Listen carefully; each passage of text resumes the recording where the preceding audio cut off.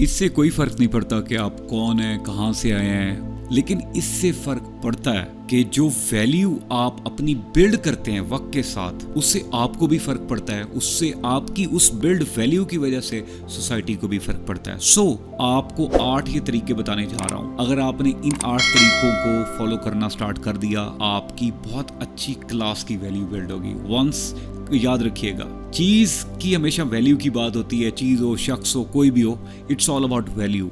और वो value build करने के लिए टेक्स टाइम। आप अगर ये आज से काम स्टार्ट कर देंगे, आपकी वैल्यू बिल्ड होना स्टार्ट हो जाएगी।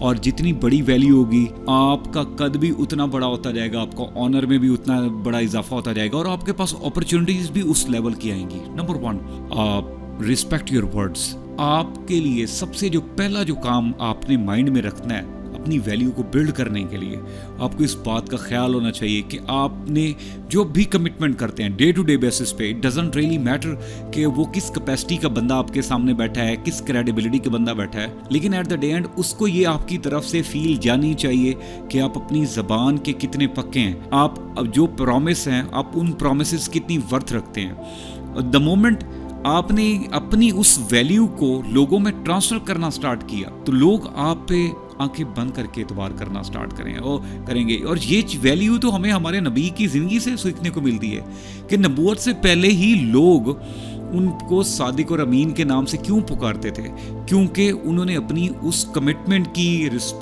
वर्ड्स की एक कमिटमेंट की और रिस्पेक्ट और ऑनर गेन किया हुआ था, और वो लोग उन पे इतना ट्रस्ट करते थे कि वो एक वाक़या आपने भी सुना होगा कि आप सल्लल्लाहु ने बताया कि अगर मैं पहाड़ के दूसरी तरफ मैं ये बोलूं कि कोई हमला होने वाला तो क्या मान लोगे, तो सब ने बोला था कि हम मान लेंगे, क्योंकि वो वैल्यू ही तो थी, वो वक्त की, ज़बान की, जो आप सल्लल्लाहु ने क्रिएट की थी। नंबर 2, आप कभी भी किसी भी इंसान के बारे में जब वो चला जाए उसकी बिहाइंड पे गॉसिप नहीं करेंगे। ये इतनी बड़ी वैल्यू क्रिएट होगी इस चीज़ से आपकी। याद रखिएगा कि मेरे सामने कोई भी इंसान आता है और वो किसी भी शख्स की बुराई कर रहा होता है, ऐसे शख्स से मैं बहुत ज़्यादा डरता हूँ, क्योंकि अगर उसने मेरे सामने उसको नहीं छोड़ा तो आपको क्या लगता है कि वो मुझे छोड़ेगा? वो मुझे भी नहीं छोड़ने वाला।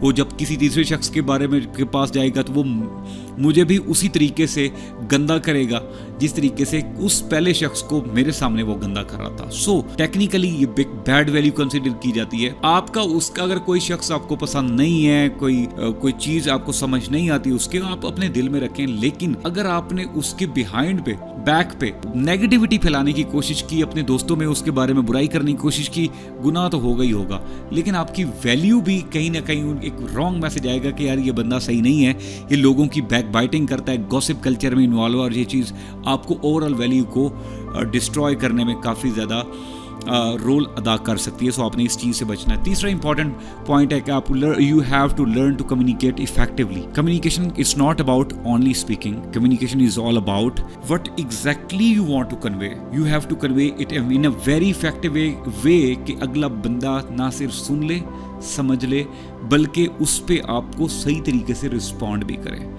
Communication is all about convincing.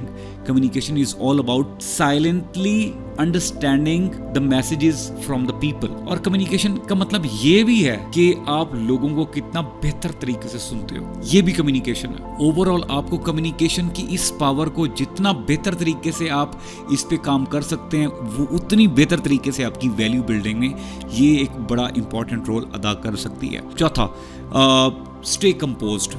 What ever the situations, आपको बहुत सी सिचुएशंस में कभी कभी स्ट्रेस भी होगा, आपको प्रॉब्लम्स भी आएंगी, आप हो सकते हैं ऐसे बहुत से मौके हैं जिसमें बहुत ज़्यादा खुश भी महसूस कर रहे होंगे, लेकिन अगर आप लोगों के दरमियान हैं तो हमेशा वैल्यू आपकी हमेशा बिल्ड करेगी जब आप हमेशा स्टे कंपोज्ड रहेंगे।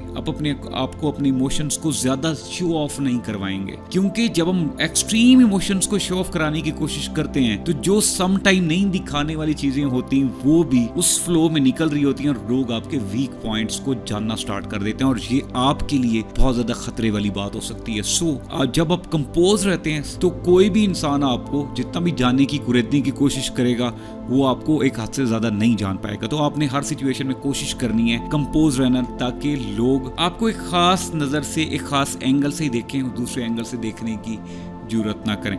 पांचवा इंपॉर्टेंट पॉइंट, आपको अपनी वैल्यूज के साथ हमेशा ट्रू रहना है। अब जिस चीज पे बिलीव करते हो, जेन्युइन बिलीव करते हो, उस पर रिस्पेक्टफुली अगर कभी स्टांस लेना भी पड़े तो आप रिस्पेक्टफुली स्टांस लो, but once you have to make sure कि आपकी वो जो वैल्यू है वो उसमें क्लैरिटी बहुत ज्यादा इंपॉर्टेंट है। आपका black and white, right wrong, true false, ये सब कुछ क्लियर होना जरूरी है। The moment you get clarity about your own values, लोग आपके इस चीज के फैन हो जाएंगे।